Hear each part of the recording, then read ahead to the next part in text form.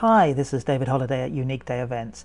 What we're going to do in this quick tutorial is to quickly look at some of the ways that I process my infrared photographs. A number of people have asked about this, so I thought it would be good to put together a little tutorial, and I'll show you some of my little tricks that I use to try and get something that's a unique look about it. And this you can see here is a good example of what I like to put together.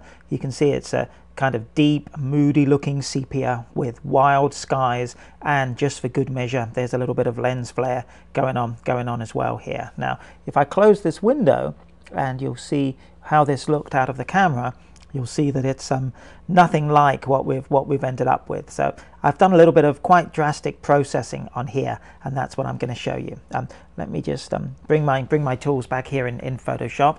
And what I always do with every infrared image I work on is work on the tonal range. You can see if I look on the histogram here that the total tonal range is really quite small, and it's really a flat, uninteresting look that comes from the camera. So what I'm going to do is very simply just put a levels adjustment layer on my image, and I'm going to just move the white and then the black points in towards the center until they get pretty close to where the data starts in the curve on the histogram. That's probably about where I want to be. But if I turn the preview off and then on again, you can see that I've already got a lot more contrast in my image. So we've made some progress already in just a couple of seconds there. And I'm actually going to flatten my image here because I don't need to make that adjustment again, at least as far as this part of the process goes. Okay, so here we are. We've got a kind of black and white infrared thing going on here. My next trick is going to be to turn it into sepia. And there's obviously many different ways of achieving a sepia look to an image. My favorite at the moment is to use a filter from a company called Flaming Pear, and it's their Photoshop filter called Melancholytron, which is hard for me to say, but it actually works really well. It doesn't work all that quickly, but you can see here, looking in the preview on here, that it's very much the kind of thing that I'm looking for.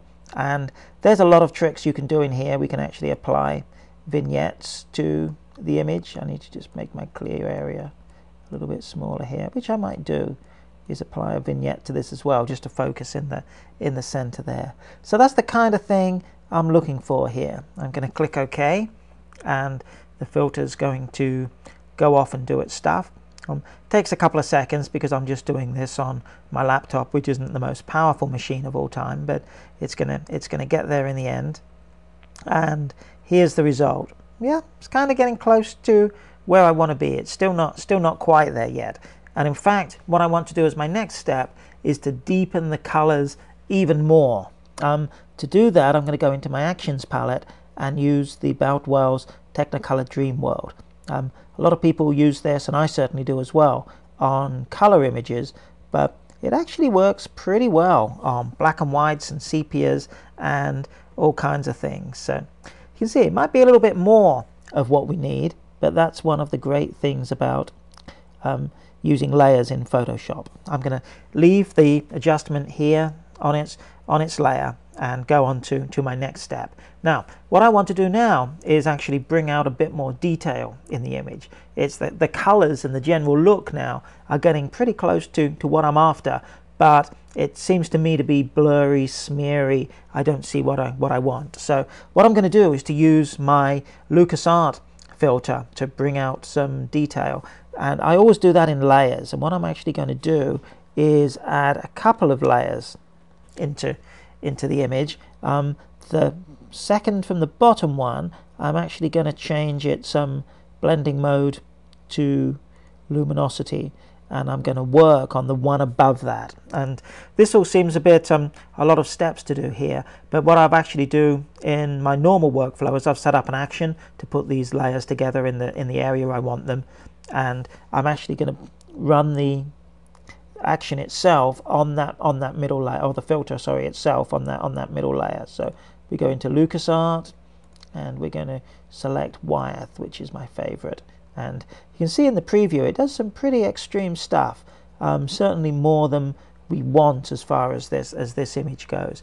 But again, that's the beauty of working in layers, because what I do is go to the layer above, and by simply reducing the opacity of that layer, I can let some of the underlying layer show through there, and I can adjust this until I get just the kind of look, the level of detail that I'm after. And I would say something like that is pretty good. I mean, wow, my sky, you wouldn't think that this was a really ordinary, slightly overcast day when I did this. It kind of reminds me of a scene from Wuthering Heights or something like that. If you can imagine this being out on the moors somewhere rather than in town in New Hampshire. So I think I'd leave this like this. If I wanted to change the color, I could just reduce the opacity of my Technicolor Dreamworld layer, but I kind of like it how it is. So let me just flatten my image,